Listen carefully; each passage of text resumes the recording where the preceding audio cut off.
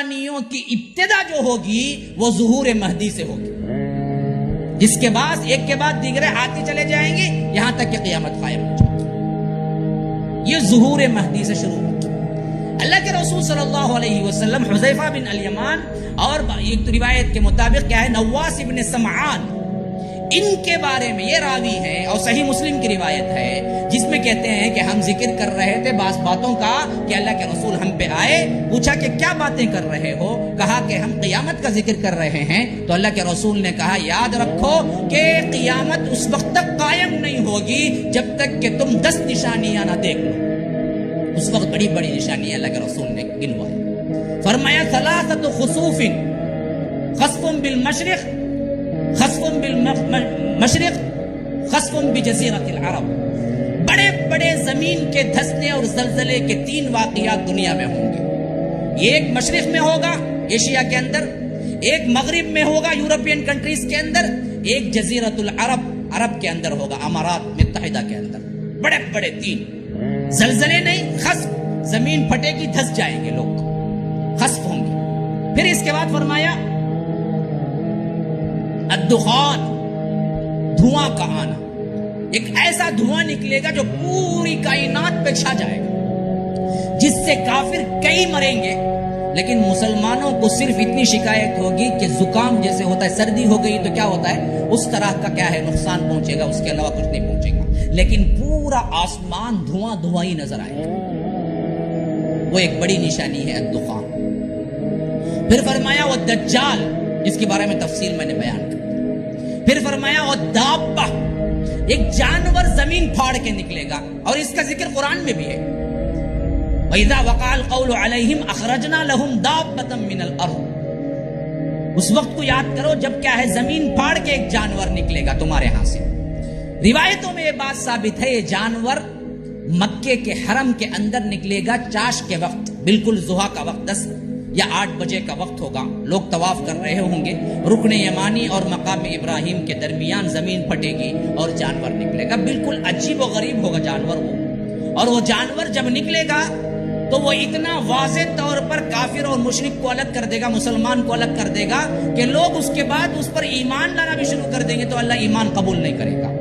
تو وہ باقاعدہ بات کرے گا لوگوں سے، کیا کلام کرے گا، ان الناس کانوا بآیاتنا لا یوقنون، بدبختو تم تھے یہ لوگ جو اللہ کی آیتوں پر یقین نہیں رکھتے تھے۔ پھر یہ کہہ کے وہ خود کیا ہے سیل گویا کہ مہر لگائے گا فلاں کافر، اور باقاعدہ کافر لکھے گا، مومن کو مومن لکھے گا پیشانی پر، تو ہر ایک سے مل کے وہ کافر کو کافر لکھے گا، مومن کو مومن لکھے گا، اس طرح بالکل صاف ہو جائے گی بات، لوگ اس وقت ایمان لائیں گے۔ تو اللہ کے رسول نے فرمایا کہ لا ينفع نفسا ایمانها لم تکن آمنت من قبل او کسبت فی ایمانها خیرا، کہ اس کے بعد اللہ تبارک و تعالی کیا نہیں کرے گا، توبہ قبول نہیں کرے گا۔ تو 3 خسف، 4واں دھواں، 5واں دجال، 6واں دابہ، 7واں یاجوج ماجوج، اور 8واں کیا ہے نزول عیسیٰ، 9واں کیا ہے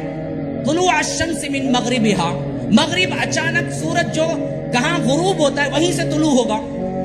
یہ مشرق سے طلوع ہوتا مغرب میں غروب ہوتا، لیکن ہوگا کہ ایک دن اچانک پلٹ جائے گا، جہاں غروب ہوا مغرب میں وہیں سے طلوع ہوگا، طلوع الشمس من مغربها۔ 10ویں نشانی ہے نار تخرج من الیمن، یمن سے ایک آگ نکلے گی، یہ 10ویں نشانی۔ اب یہ ترتیب سن لیا آپ نے، اب پھر بھی ترتیب کیا ہے میں پھر جوڑتا ہوں اس کو، دیکھیے ظہور مہدی سے بات شروع ہوئی، قیامت کی بڑی نشانی شروع ہو گئی، اب انہی کے دور میں نزول عیسیٰ ہوگا تو وہ بھی آ جائیں گے، انہی کے دور میں دجال نکلے گا تو وہ قتل ہو جائے گا، انہی کے دور میں یاجوج ماجوج نکلیں گے تو ان کے ساتھ کیا ہے اللہ تبارک و تعالیٰ انہیں نیست و نابود کر دے گا۔